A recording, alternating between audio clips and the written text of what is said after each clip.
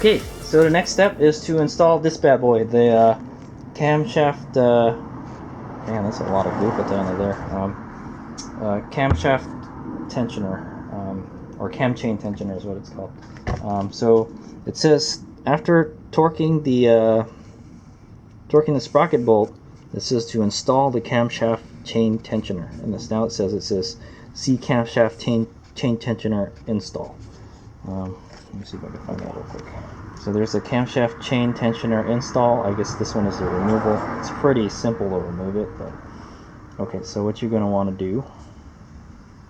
So while compressing the push rod, turn it clockwise with a suitable screwdriver until the rod stops.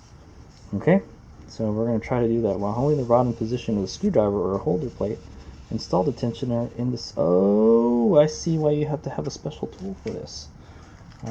Okay, you can try it. So this is the first time Hades Omega has installed one of these, I think. I've always kind of loosened them and moved them around, but as you can see, I don't think we need to put any kind of oil on this. What we should do, is put just a little bit of oil on the O-ring. This thing is just swimming in oil sometimes, so just put a little bit. Or let's put some, before we finagle around with this, let's go put some O-ring grease on this, because there's an O-ring there. And that thing just kind of presses on there too, so it doesn't really matter, man, but okay. Just gonna put this and then dab it around here.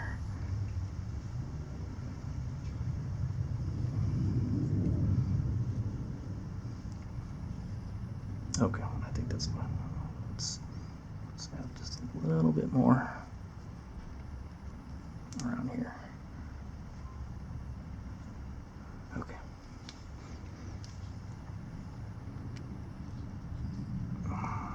Okay. O-ring grease or dielectric grease applied. So now what we're going to do is, so if you remember correctly, we had to loosen this before we took it off, because I think that it's a bitch to get it out if it's not installed. So we're going to take this plug out. Oh, there's an O-ring on this too. Don't lose the O-ring. And then what you're going to do is you're going to stick a screwdriver in there and then twist it, and then it should let this compress, because right now it's not doing anything. If we install it like this, it'll break the tool or the cam chain. It'll break something. So we don't want to do that. So hop to it. If I can find a screwdriver. Okay. There is the unit. I wrote on it before we installed it up here, so we know which side to put up. So it says to turn it clockwise and push the rod in, basically. So turn it clockwise and the rod should. Okay. No, you turn it clockwise. Turn it clockwise. See. So when you turn it clockwise, it goes in. So watch this. See, it's going out. If I do counterclockwise, turning it clockwise, lets it go in. Okay, got it. Oh, I see why they have a special tool for this. You can hold it like that and it won't move. Okay, so hopefully there's enough room for me to hold it though with the screwdriver. Alternatively, I think what you could do is just put it in there and then just start winding it up, and then it'll start going in by itself, you know. Because if I let go of the screwdriver right now, oh, it just stays. What the heck? For real? Oh, okay, no, you have to, oh, it locks. Okay, well, that's convenient. Okay, so turn it. I'm trying to figure out how this contraption works, you know. Let's turn it until it goes all the way. Crikey's, man, come on, okay. Okay, when it's in there all the way, it won't move. It just stays like that. That's convenient, okay? And then just put it back in. Hopefully it doesn't pop out when you install it. If it does, then you're gonna have to wind it up again.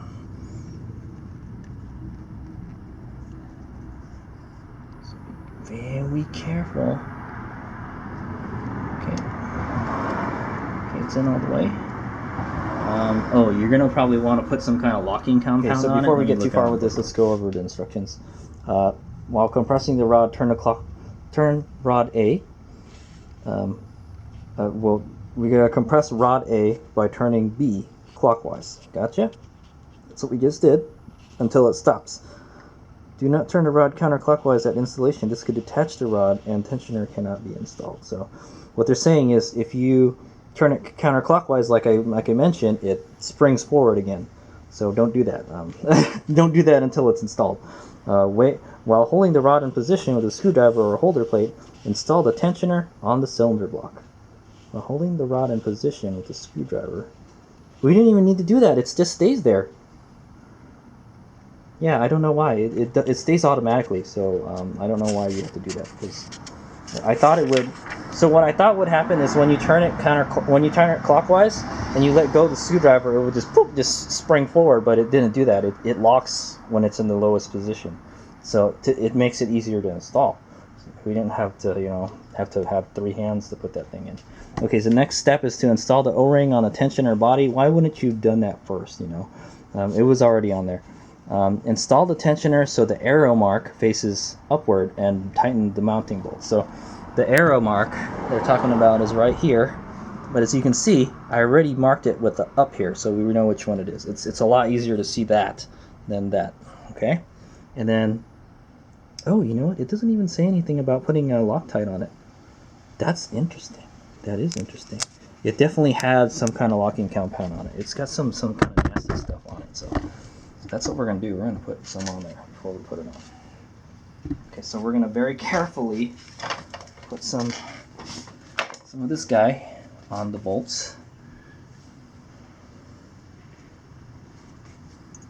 We'll put it in. It's got a lot of goop on it already. It's probably on the end. Okay. Put that in. Screw it in a little bit. Okay, and while I'm doing that, I'm going to pull the other one out. I'm going to put some on this. This definitely had some kind of locking compound on it, so I don't know why they didn't mention to put it on. Maybe in the blow-up diagram they did, I don't know, but they don't tell you in the book. So, and you should do it because it has some on. It definitely had some on it before, so I just want to say put some new stuff on there, especially since we got a new cylinder. Okay, so I'm just gonna tighten these by hand for now. Hopefully the plunger doesn't go back out while we're doing it. But it looks like so far so good. If the plunger did come out, this would be very difficult. You would probably break something. Okay. Pretty much bottomed out. Okay. So now what we're going to want to do is tighten that bad boy. Just going to very lightly tighten it first with the wrench.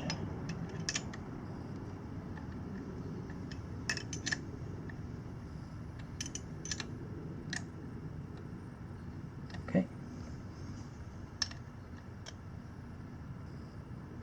Okay. I like how it just went in there perfectly. That means this, this cylinder is awesome. It's to spec, I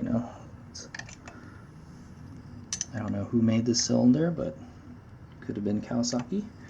Alright, so next thing to do is torque it. It says to torque it to 46 inch-pounds.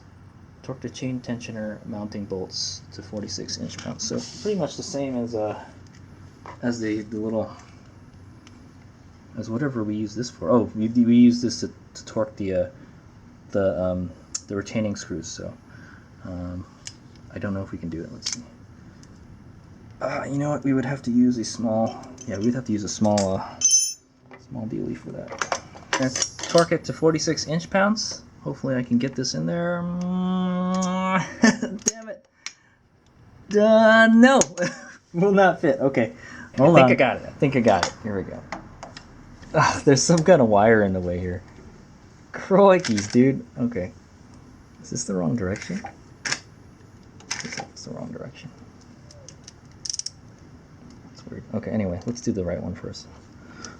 There's wires and crap in the way. Okay, that's one. Oh, come on. bite it a little more, man. Oh, there's a bracket in the way. That's the problem. Okay, there we go.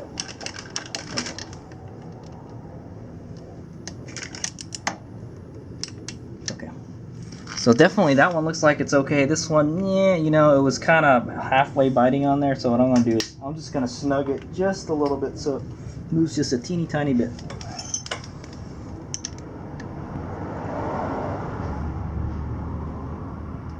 Okay. The back one I'm pretty sure is fine. Yeah, back one is fine. Okay, that should be good. It's not budging. And then it says to remove the screwdriver on the holder plate. Okay, so what you're going to want to do is to let the piston out. And I don't know why the book doesn't say why it doesn't lock in the book, but it locks here. So go ahead and get your screwdriver and then move it counterclockwise. Oh, it looks like it let itself out already. It's kind of odd.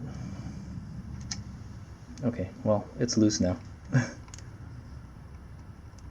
Just make sure it's loose. Okay, so you should have some tension on the guides now.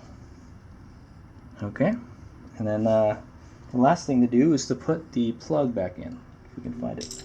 Okay, so the last thing to do, according to the instructions, is put the cap back on. Take the screwdriver out, put the cap on. I already got the screwdriver off, put the cap on, and it's the same torque as the tensioner assembly. It's 46 inch-pounds. So hopefully we can get it in there. If not, that's fine.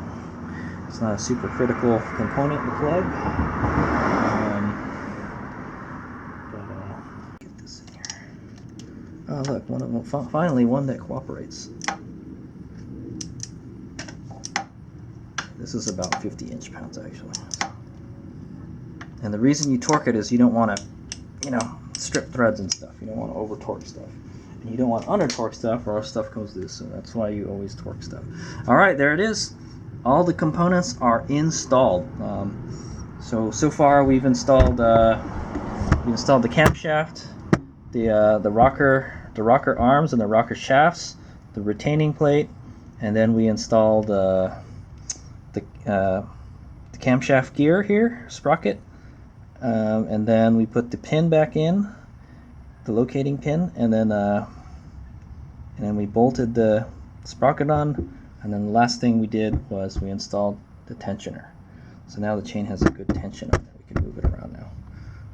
So now what we should do is, so now I don't think we really need to look at the book other than like, yeah, to get the specs and stuff. What we need to do is, actually, let's go through the book. Okay, so what we're going to do is we're going to go back to where we left off. Installing the camshaft. Okay, here. So it says install the camshaft chain tensioner. Camshaft. Okay, we installed that. And then check the valve clearances. That's the last thing to do. And then you got to go to the valve clearance adjustment. So let's go find out.